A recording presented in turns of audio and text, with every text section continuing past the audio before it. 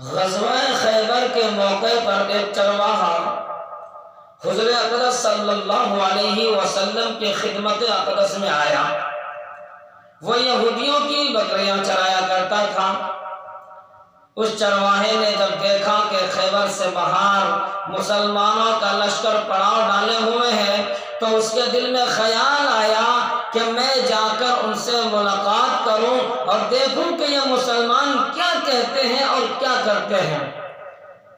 چنانچہ بکریاں چراتا ہوا مسلمانوں کے لشکر میں پہنچا اور ان سے پوچھا کہ تمہارے سردار کہاں ہیں؟ صحابہ کرام نے ان کو بتایا کہ ہمارے سردار جناب محمد رسول اللہ صلی اللہ علیہ وسلم اس خیمے کے اندر ہیں۔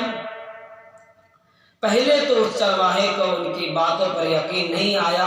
اس نے سوچا کہ اتنے بڑے سردار ایک معمولی سے خیمے میں کیسے بیٹھ سکتے ہیں۔ اس کے ذہن میں یہ تھا کہ جب اتنے بڑے بادشاہ ہیں تو بہت ہی شان و شوکت اور ٹھاٹ بات کے ساتھ رہتے ہوں گے، لیکن وہاں تو کھجور کے پتوں کی چٹائی سے بنا ہوا خیمہ تھا۔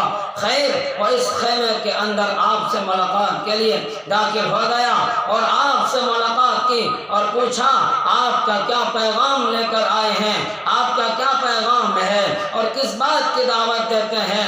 حضور اقدس صلی اللہ علیہ وسلم نے اس کے سامنے اسلام اور ایمان کی دعوت رکھی اور اسلام کا پیغام دیا۔ اس نے پوچھا کہ اگر میں اسلام کی دعوت قبول کروں تو میرا کیا انجام ہوگا اور کیا رتبہ ہوگا۔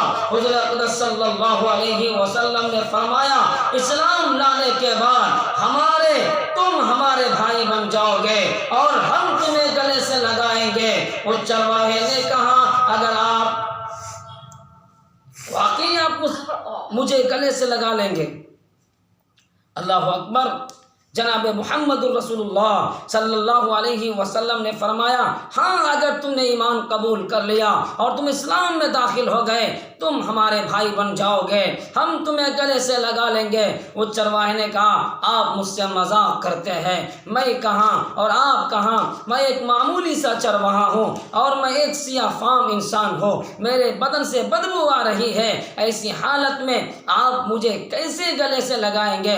حضور اقدس صلی اللہ علیہ وسلم نے فرمایا کہ ہم تمہیں ضرور گلے سے لگائیں گے اور تمہارے جسم کی سیاہی کو اللہ تعالیٰ تابانی سے بدل دیں گے اور اللہ تعالیٰ تمہارے جسم سے اٹھنے والی بدبو کو خوشبو سے تبدیل کر دیں گے اور اللہ تعالیٰ تمہارے جسم سے اٹھنے والی بدبو کو خوشبو میں بدل دیں گے اور تمہارے بدن سے خوشبو آنے لگیں گے۔ تو انہوں نے فوراً ہی کہا اشہد ان لا الہ الا اللہ واشہد ان محمدا عبدہ ورسولہ۔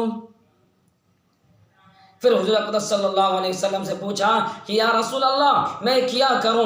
آپ نے فرمایا تم ایسے وقت میں اسلام لائے ہو، نہ تو اس وقت کسی نماز کا وقت ہے، نہ کہ تم سے نماز پڑھواؤں اور نہ ہی روزے کا زمانہ ہے، تم سے روزے رکھواؤں اور زکوٰۃ تم پر فرض نہیں ہے۔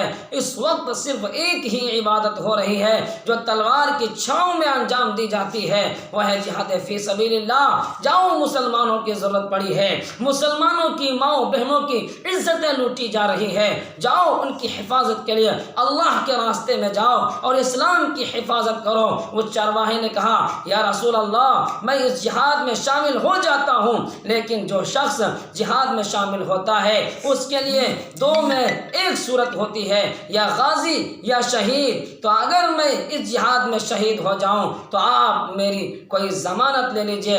حضور اقدس صلی اللہ علیہ وسلم نے ارشاد فرمایا اس بات کی ضمانت لیتا ہوں کہ اگر تم جہاد میں شہید ہو گئے تو اللہ تعالیٰ تمہیں جنت میں پہنچا دیں گے اور تمہارے جسم کی بدبو کو خوشبو سے تبدیل کر دیں گے اور تمہارے چہرے کی سیاہی کو سفیدی میں تبدیل کر دیں گے۔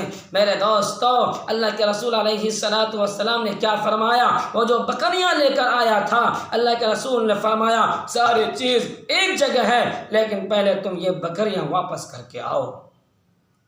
چونکہ وہ چرواہا یہودیوں کی بکریاں چرایا کرتا تھا اس لیے حضور اقدس صلی اللہ علیہ وسلم نے فرمایا تم یہودیوں کی جو بکریاں لے کر آئے ہو ان کو جا کر واپس کرو، اس لیے کہ یہ بکریاں تمہارے پاس امانت ہے۔ اس سے اندازہ لگائیں کہ جن لوگوں کے ساتھ جنگ ہو رہی ہے، جن کا محاصرہ کیا ہوا ہے، ان کا مال مال غنیمت ہے، لیکن چونکہ وہ چرواہا بکریاں معاہدے پر لے کر آیا تھا، اس لیے آپ نے حکم دیا کہ پہلے وہ بکریاں واپس کر کے آؤ، پھر آ کر جہاد میں شامل ہونا۔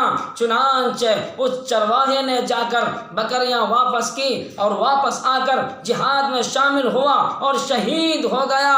اس کا نام اسلام ہے، اس کا نام اسلام ہے۔